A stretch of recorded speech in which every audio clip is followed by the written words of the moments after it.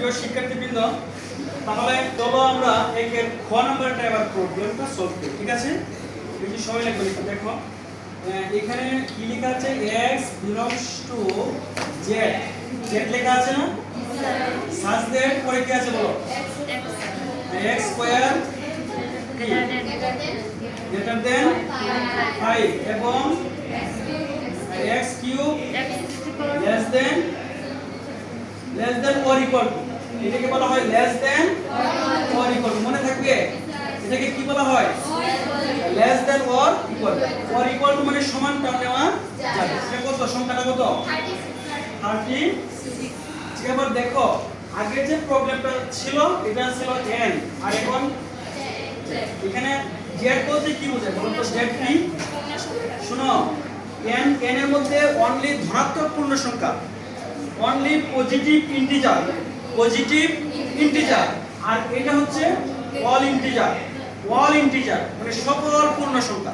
এবং সকল পূর্ণ সংখ্যার মধ্যে কি কি আছে মনে করো, -3 -2 -1 0 1 2 3 ইত্যাদি আরো আছে।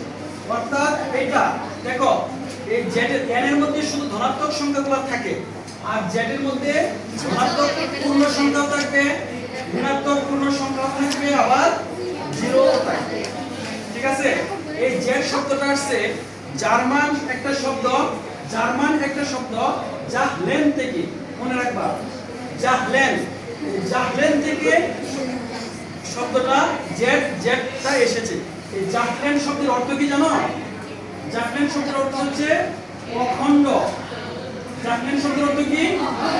অখণ্ড পূর্ণ সংখ্যা। অখণ্ড মানে যাকে খণ্ড করা যায় না, এই জন্য জেড দ্বারা প্রকাশ করা হয়। তাহলে এখান থেকে আমরা বুঝলাম এখানে ধনাত্মক সংখ্যা করবে, ঋণাত্মক সংখ্যা করবে। তাহলে চলো আমরা প্রথমে দুটো পার্ট করি। এটা x belongs to z such that x square greater than 5 এবং পুনরায় লিখতে হবে কি, x belongs to z such that x cube less than or equal to কত, 36।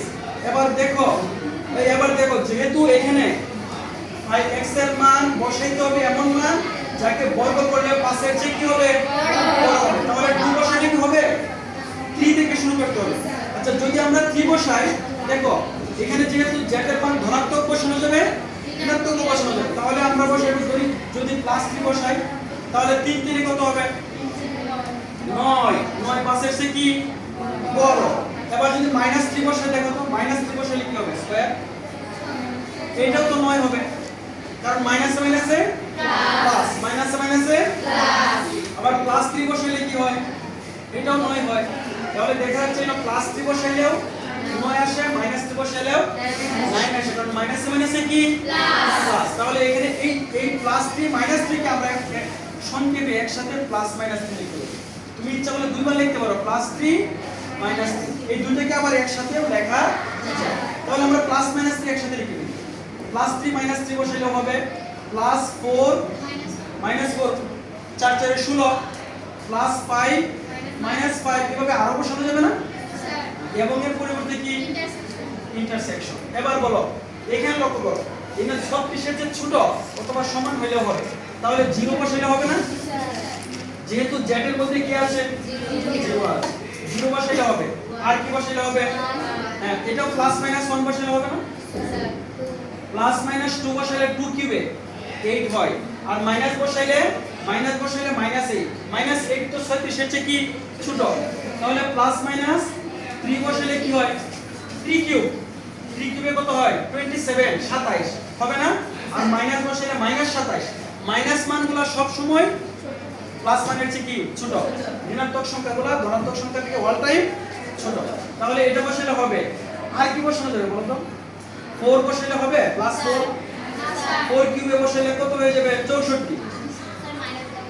তাহলে +4 বসাইলে আর হবে না, +5 বসাইলে আর হবে না।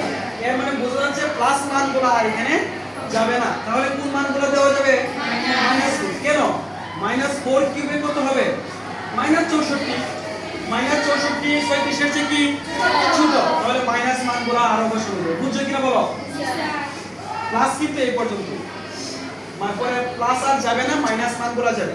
কারণ মাইনাস মান বসাইলে মাইনাস সংখ্যা আসবে, ঋণাত্মক সংখ্যা আসবে, নেগেটিভ ইন্টিজার। আর ঋণাত্মক সংখ্যা অল টাইম পজিটিভ ইন্টিজারের চেয়ে কি ছোট। এবার বলো তো দুইটার মধ্যে কি কমন? জিরোটা ইন্টারসেকশন, মানে কমন। কি কমন আছে দেখো?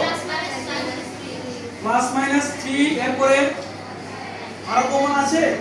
আর কমন নেই। আসলে আছে, কেন আছে দেখো, এখানে -4, এখানে কি -4 নাই, এখানে -5, এখানে কি -5 নাই, তাহলে প্লাস প্লাসের কিন্তু শুধু একবার 3 যাবে, কিন্তু পরের বার -4 যাবে, -5 যাবে, এইভাবে আরো সংখ্যা যাবে, -6 এর ভিতরে আছে না, এই হচ্ছে অ্যানসার।